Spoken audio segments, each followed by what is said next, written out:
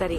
चाहे नहीं मैं सुरवाला के गहनों में गूथा जाऊं, चाहे नहीं प्रेमी माला में बिंद प्यारी को ललचाऊं, चाहे नहीं सम्राटों के सर पर हे हरि में डाला जाऊं, और चाहे नहीं देवों के सिर पर चढ़ूं भाग्य पर इठलाऊं, मुझे तोड़ लेना वनमाली उस पथ पर तुम देना फेंक, और मातृभूमि पर शीश चढ़ाने जिस पथ जाएं वीर अनेक, मातृभूमि पर शीश चढ़ाने जिस पथ जाएं, मुझे देवों के सिर पे चढ़कर भी नहीं इठलाना है और सम्राटों के शव पर भी चढ़ नहीं डाला जाना है।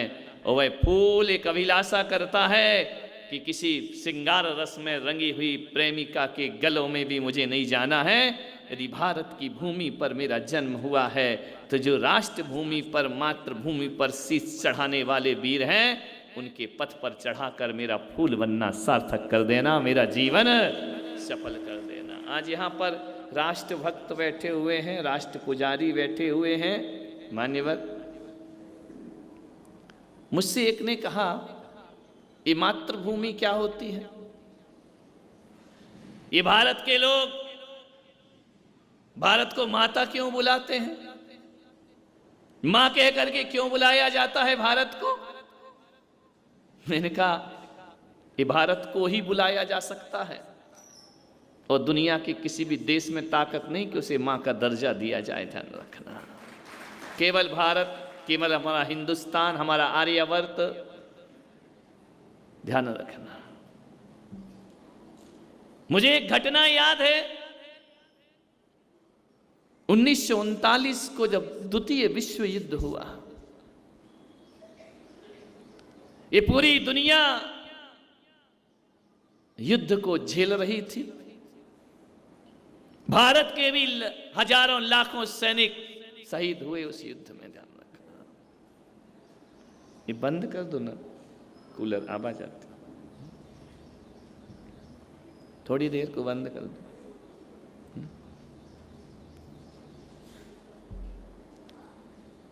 वहां एक घटना घटती है युद्ध के मैदान में। एक जापान का सैनिक घायल पड़ा है, सांसें गिन रहा है, अपने जीवन की चंद सांसें बची हैं। भारतीय सैनिक ने देखा कि घायल है। हम भारत के लोग घायलों पर वार नहीं किया करते हैं, हम भारत के लोग निहत्थों पर वार नहीं किया करते हैं, हम भारत के लोग युद्ध भी लड़ते हैं तो धर्म पूर्वक युद्ध लड़ा करते हैं। ध्यान रखना, हमारे तो युद्ध में भी धर्म हुआ करता है, युद्ध में भी नीति हुआ करती है, हमारे तो युद्ध में भी न्याय हुआ करता है। और हम भारत के वो लोग हैं जो युद्ध के क्षेत्र में, कुरुक्षेत्र में जाकर भी अध्यात्म के गीता का ज्ञान दे दिया करते हैं। वो भारत का देश हुआ करता है, वो हमारा देश है, वो हमारी संस्कृति है, वो हमारी सभ्यता है। ध्यान रखना मान्यवर, मेरा भारत कैसा है? क्यों इसे मां कहकर के बुलाया जाता है? लड़ाई, युद्ध चल रहा था कुरुक्षेत्र में, और जब कुरुक्षेत्र में युद्ध चलता है, रथ रणभूमि में पहुंचता है, दोनों तरफ की सेनाएं सज्ज हैं युद्ध लड़ने के लिए। और लड़ते लड़ते मालूम है नारायण श्री कृष्ण ने कहा कि अर्जुन गांडीव उठाओ। अर्जुन से कहा कि अर्जुन गांडीव उठाओ। वो जो हाथी आ रहा है उसके गले में जो घंटी है ना, उस पे सरसंधान करो। अर्जुन ने उठाया, तीर चलाया, हाथी की गर्दन की घंटी पर तीर लगा, घंटी धड़ से आकर गिर जाती है युद्ध के मैदान में। अर्जुन ने कहा कि केशव क्या बात है, शत्रुओं पर वार करूं, आपने ये पहला वार किस पर करवाया? हाथी के गले में बंधी हुई घंटी पर। क्यों? क्या संदेश है इसका? बोले अर्जुन, पार्थ ये भारत का अध्यात्म है, समझ नहीं आया। बोले जो घंटी गिरी है ना, वहां किसी पक्षी ने अंडा दिया है और हमारा युद्ध किसी की जान ना ले ले, इसलिए घंटी ने आकर अंडे को संरक्षण प्रदान किया है। अब हम युद्ध लड़ेंगे। हम अहिंसा प्रेमी लोग हैं, हम धर्म प्रेमी लोग हैं। हम युद्ध के मैदान में भी अध्यात्म और अहिंसा को देखा करते हैं। अरे इतनी करुणा यदि किसी देश के पास है, लड़ते समय शत्रुओं के दल में भी कोई यदि करुणावान बनता है तो मेरा हिंदुस्तान होता है, वो मेरा भारत देश हुआ करता है।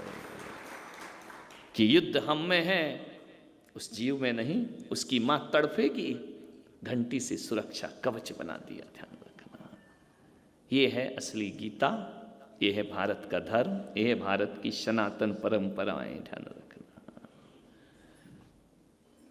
जापानी सैनिक घायल है। भारतीय सैनिक ने देखा कि प्यास से तड़फ रहा है, उसकी करुणा ने उसे रुकने नहीं दिया। हम तो युद्ध भी क्रूरता से नहीं, करुणा से लड़ा करते हैं। हमने किसी देशों को छीनने के लिए, उन पर आक्रमण जमाने के लिए कभी युद्ध नहीं किए हैं। लेकिन हाँ, भारत पर कोई बुरी नजर रखता है तो हम उसकी नजरों को झुकाना जानते हैं। ध्यान रखिए, हम किसी का सिर नहीं काटा करते हैं, लेकिन भारत पर कोई आक्रमण करने की कोशिश करता है ना, तो भारत सिर भले ना काटे लेकिन सिर कटवाने की ताकत रखता है। अपनी मातृभूमि के लिए, अपने वतन के लिए, अपने देश के लिए अपना बलिदान करने के लिए तैयार रहा करता है। मान्यवर, एक बात ध्यान रखना कि जैसे ही पहुंचा भारतीय सैनिक जापानी सैनिक के पास, उसने अपना बॉटल खोली और सोचा कि घायल है, तड़फ रहा है, उसके मुंह में पानी डालने लगा। अरे सुबह तो युद्ध कर रहे थे, एक दूसरे के प्राण के प्यासे थे, अब उसको प्राण दे रहे हो, जीवन दे रहे हो। उसने लिया, पानी की बोतल खोली और उसके मुंह में पानी डालने लगा। और जैसे ही पानी डालने लगा, जापानी सैनिक ने कटार निकाली और भारतीय सैनिक के सीने में दाग दी वह कटार। भारतीय सैनिक खून से लथपथ हो गया। पानी पिलाने आया था, धोखा मिला भारत को। ध्यान रखना, सदियों से भारत को धोखे के सिवा मिला क्या है? हमने गले लगाया, तुमने छुरा भोंके। हमने तुम्हारी विदेशों में यात्राएं शुरू की, हम यहाँ से एक वाहन, यहाँ से कोई प्रधानमंत्री वाजपेयी, प्रधानमंत्री अटल बिहारी वाजपेयी सद्भावना का संदेश लेकर बस लेकर जाते हैं। एक बस शुरू करते हैं, वहां से पीठ में छुरा भोंका जाता है। करगिल जैसा युद्ध हमें सौंप दिया जाता है। विचार करिए आप, वो पानी पिलाने गया, जापानी सैनिक ने कटार निकाली और भारतीय सैनिक के सीने में कटार आर पार कर दी। खून से लथपथ हो गया भारतीय सैनिक, तड़पने लगा। सेना के डॉक्टर पहुंचे, दोनों सैनिक को उठाया, कैंप में ले गए, इलाज किया, ट्रीटमेंट हुआ, दोनों का उपचार किया गया। दोनों बेहोश हैं, दोनों घायल हैं। रात भर दोनों बेहोश रहे।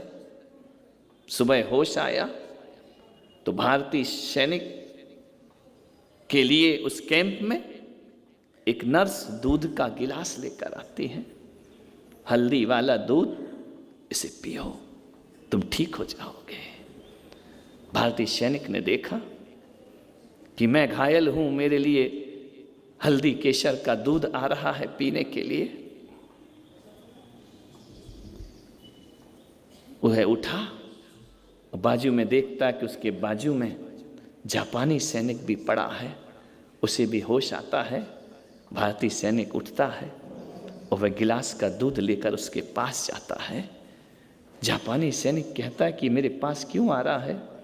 जाकर के कहा कि मेरे भाई, उस दिन तो मैं तुझे पानी नहीं पिला पाया, आज ये दूध पी ले, तू भी स्वस्थ हो जाएगा और मैं भी स्वस्थ हो जाऊंगा।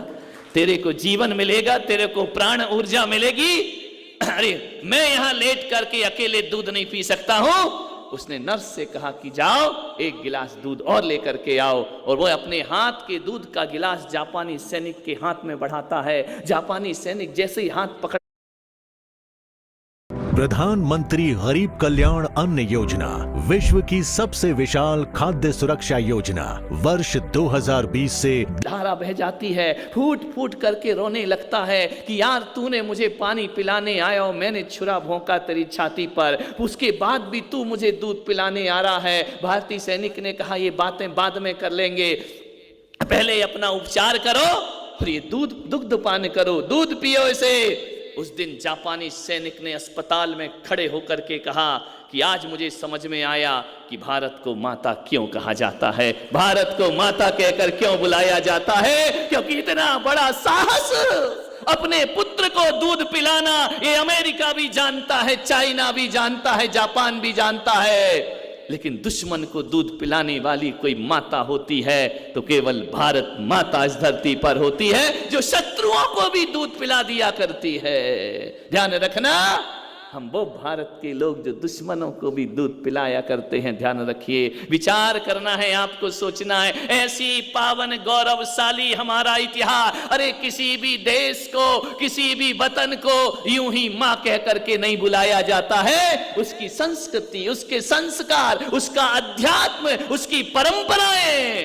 ध्यान रखना, हमारे पास वो बेटा है जो पिता आज्ञा कर दे तो 14 वर्ष वनवास चला जाता है, लेकिन सत्ता के लिए वह अपने पितृ का विद्रोह नहीं किया करता है। हम वो लोग नहीं हैं कि पिता को मारकर राजगद्दी पर बैठ जाएं, हम तो पिता के लिए सिंहासन छोड़ने वाले लोग होते हैं। एक भाई यदि जंगल में रहकर वनवासी होता है तो दूसरा भाई भरत महलों में वनवासी का वेश धारण करके जिंदगी बिता। ये भारत के उसूल है, ये भारत के संस्कार हैं, ये भारत के रग रग में बह रहा है। ध्यान रखना, ये अहिंसा का संदेश, ये त्याग करुणा बलिदान का संदेश, ऐसा देश कोई भारत ही हो सकता है। औरंगाबाद वालों, मैं आपसे पूछता हूं, भारत को माता कहो तो गर्व महसूस हुआ करता है। आपसे निवेदन है मेरा कि भारत को माता कह करके बुलाना, मां शब्द कहना तो गर्व महसूस। कभी ये जमता केवल भारत को ही है?